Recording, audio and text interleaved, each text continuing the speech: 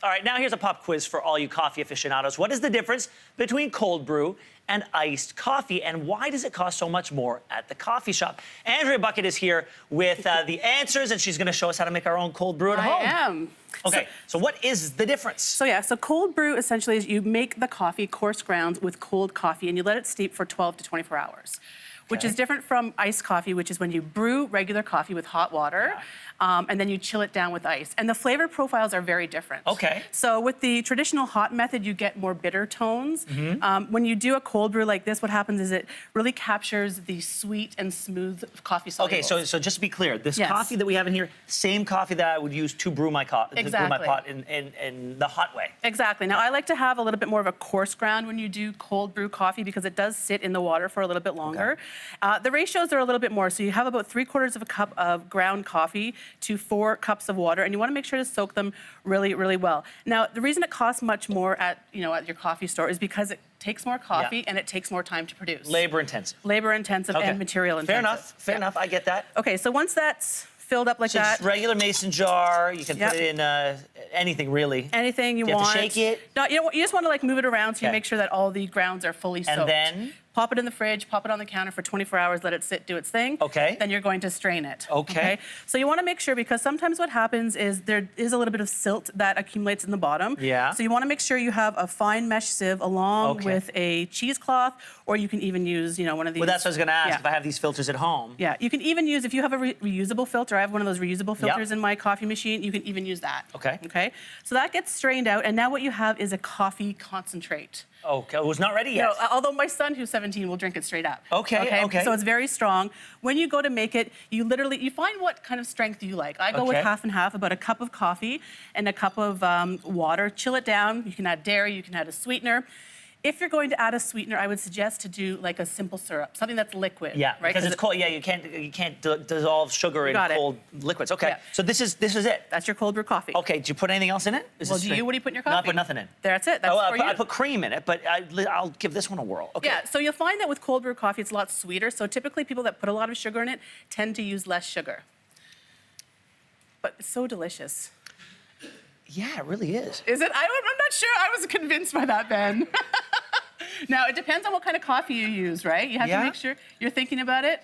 No, I like it a lot because I don't like iced coffee. Okay. And I like because it's bitter. The problem with iced coffee is it gets bitter. You've got to throw stuff at it to make it taste less bitter. You don't have to throw anything at this. There's nothing in this. Right. No, this is good. All right, so let's make some cocktails with that, should we? Well, that was going to be the next step. Yes, obviously. That would be the thing to do. Once you find a delicious base, you got to throw some alcohol at it. Okay, so what are we going to make? So this is called a Sicilian. So what it has is we have a lot of ice right in the bottom of our shaker here. We're going to add about... There's no aftertaste to that either. Right, because the cold brew doesn't pull out those bitter qualities. So we have a little bit of that base. Okay. We're going to sweeten it up with some of that simple syrup. Okay. And then we're going to put 2 Italian sort of liqueurs. We have a sweet vermouth here. Vermouth. Yes, vermouth. And then some Amaro. So Amaro, again, is one of these liqueurs that have, flavors of citrus and herbs and really, really delicious. All right. Okay. So we're going to give that a quick stir. You don't want to shake this. You just want to make sure everything's chilled down really, really well. And then I am going to strain it into one of these cocktail glasses. Here we go. I don't know if I made enough for you, Ben. I'm joking. I made enough for both of us. Okay. All right. Okay, so then what happens is we're going to garnish it with just a little bit of lemon zest. Well, of course, got to make it pretty. Yeah, so the best thing to do is to twist it, and then all those essential oils get released. All right, let's try this. Let's try this. Cheers. So that's nice. Before dinner or after dinner. You know, I wouldn't even know there was coffee in this. Yeah, it's just sort of like a nice, subtle undertone. It gives it a bit of richness. Oh, I'm down with that. So that's nice. That's a nice cocktail. Okay, so another thing to do with a cold brew coffee, obviously, is a morning smoothie. This is my jet fuel smoothie. Okay, all right. So it has banana, cinnamon, the coffee, maple syrup. Okay, this is going to be a really good test because I would never put anything like that in coffee. Okay, This one, yeah? Yeah, do it. Yeah, I love it. Oh, I like that. So that has coconut milk in it, or almond milk. Sure, you can use whatever dairy choice you like, but that'll get you out the door in the morning. Ben. I like that. Oh, frozen banana.